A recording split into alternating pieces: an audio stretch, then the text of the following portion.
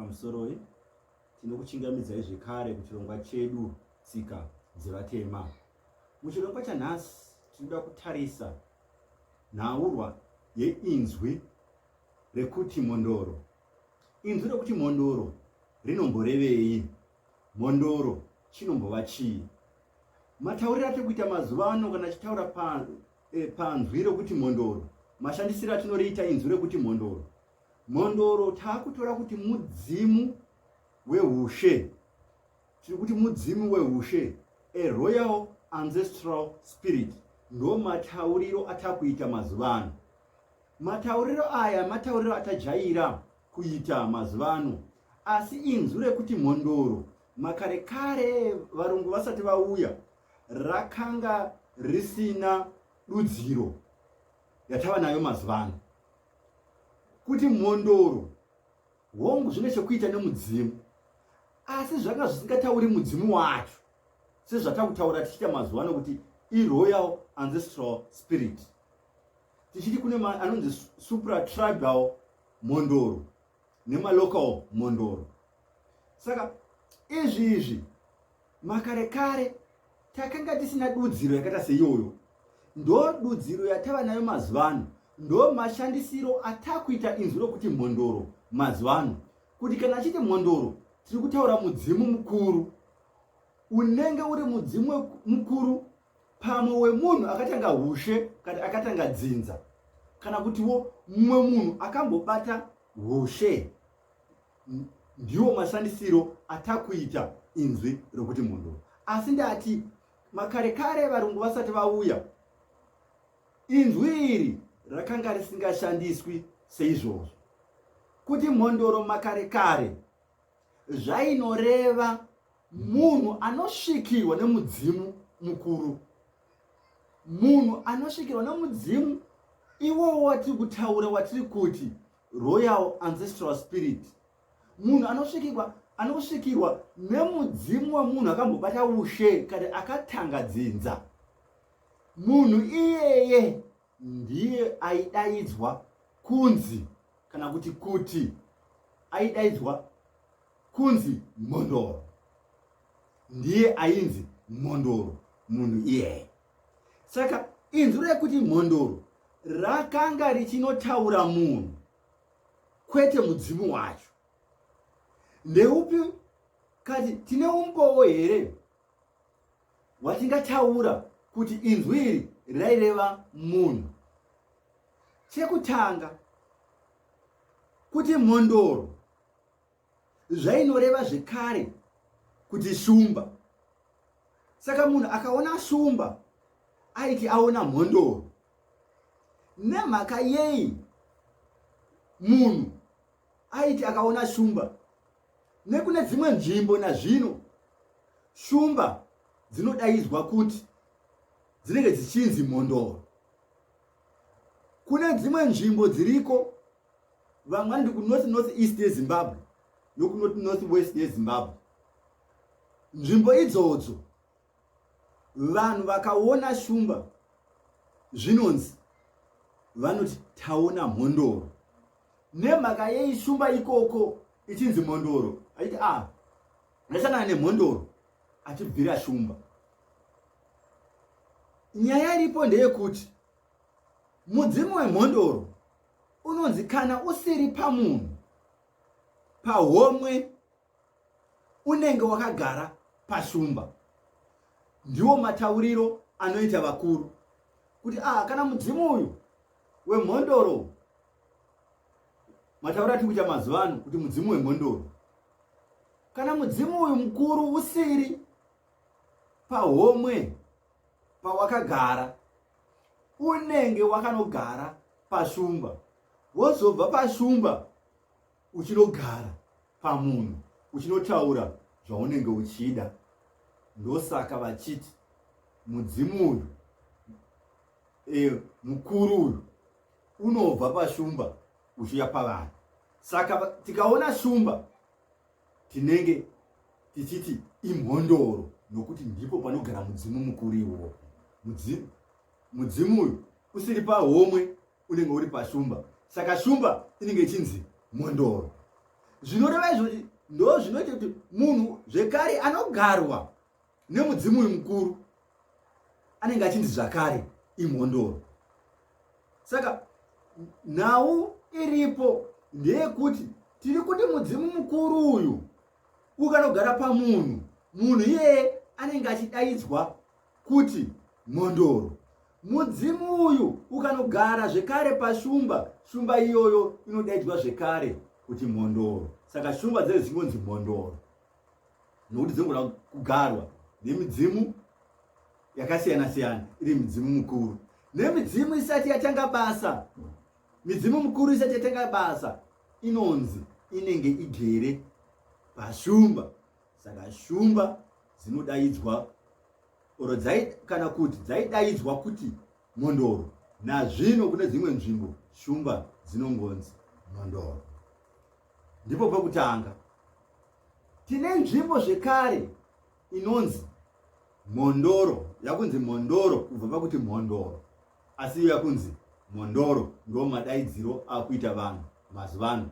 Asi nzvimbo iyi makare zvekare nokuti yakadaidzwa kunzi mhondoro kuma 1897-98 nevarungu ndo vakapa zita iroro rokuti mhondoro, zvichibva pakuti mhondoro, asi pakuti mhondoro nzvimbo yakazopedzisira yakunzi mhondoro. Yakawana zita iri sei? Ndati yakapiwa nevarungu, haina kupiwa nesu vanhu vatema, yakapiwa nevarungu.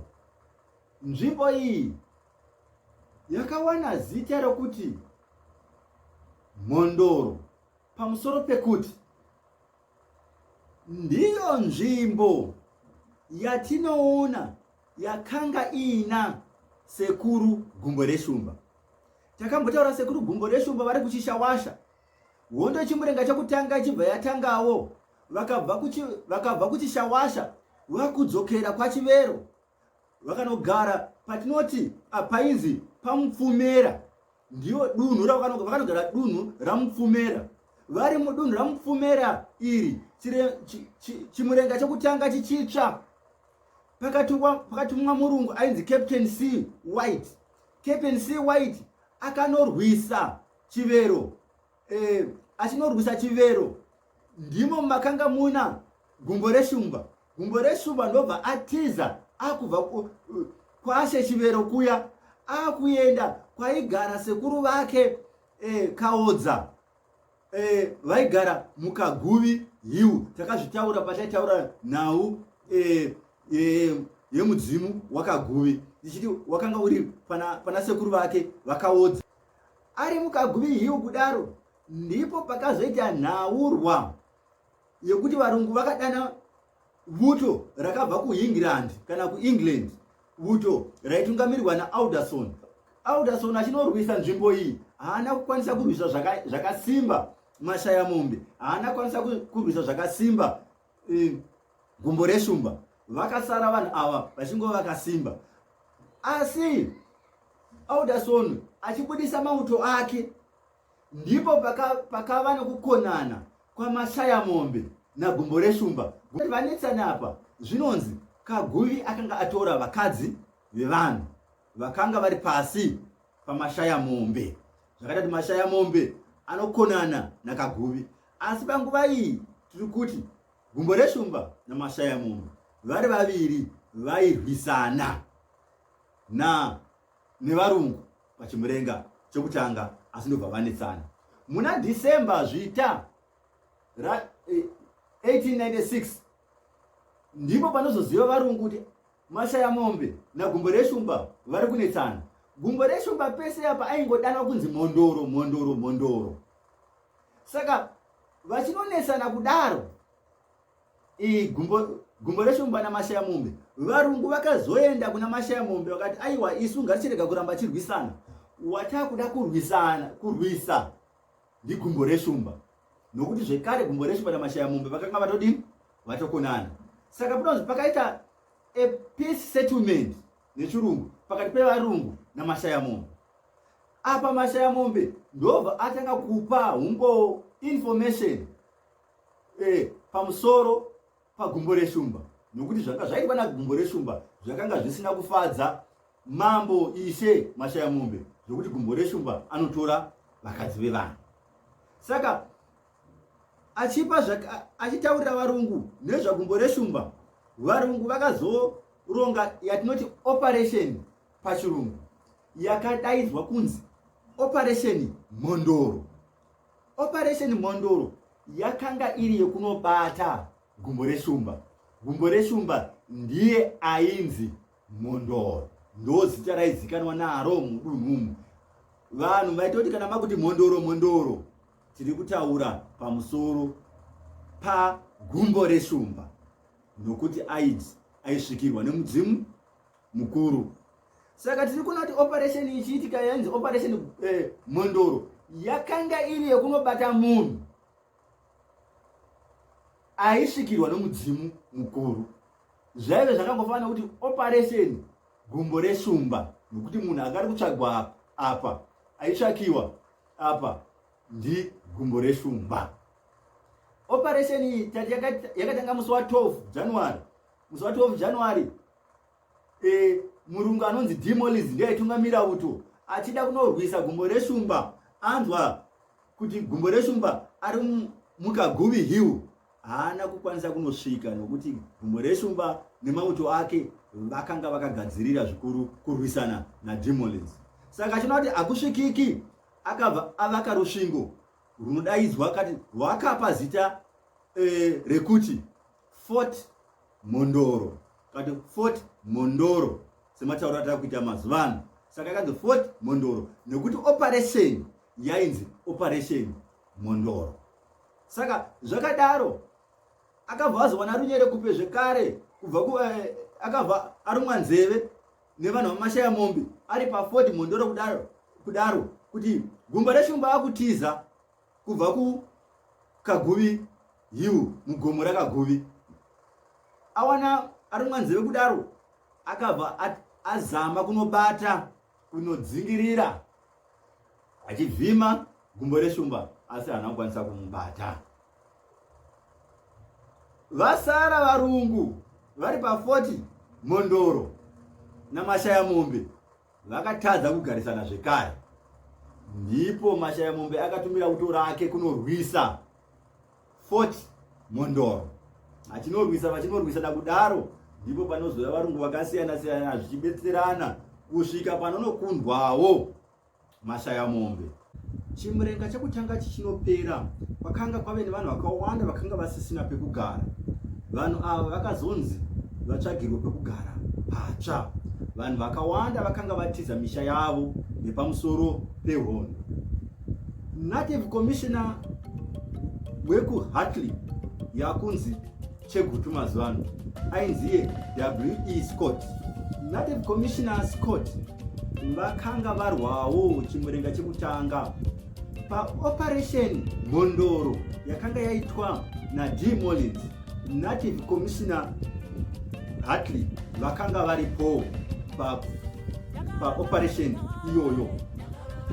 Zvino tasvika panguva yekunzi vanhu ava vachitsvagirwa pokugara.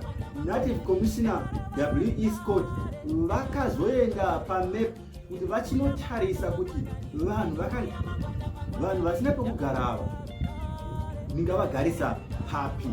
Ndipo pavakaona nzvimbo pamap yavakati iyo nzvimbo iyi ndiyo nzvimbo yatakamboisa rusvingo rwedu rwainzi Fort Mhondoro.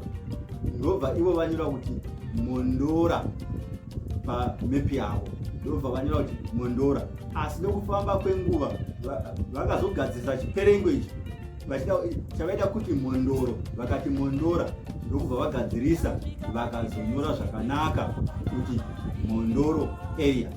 Vaida kuti Mhondoro area nokuti ndo nzvimbo yakanga ine Mhondoro, ndo nzvimbo yakanga ina Gumbo reShumba, ndokuzogadzirisa nokuti Mhondoro. Vapedza kugadzirisa kuti Mhondoro, maruzevha akazovapo akazonzi Mhondoro Reserve. Panzi Mhondoro Reserve ndipo pakazouya nzvimbo yatinongoti nazvino Mhondoro. Maruzevha yakangoramba achinzi Mhondoro kusvika akunzi Mhondoro. kuuya kwenzvimbo yeMhondoro. Saka tiri kuti nzvimbo yeMhondoro yakauya pamusoro pagumbo reshumba. Munhu ndiye ainzi Mhondoro. Gumbo reshumba ndiye ainzi Mhondoro. Nzvimbo iyi yakarwira ari ndiyo yakanzi Mhondoro area. Saka Mhondoro zvaireva tatisu, zvaireva shumba, zvaireva zvekare munhu aisvikirwa nemudzimu mukuru.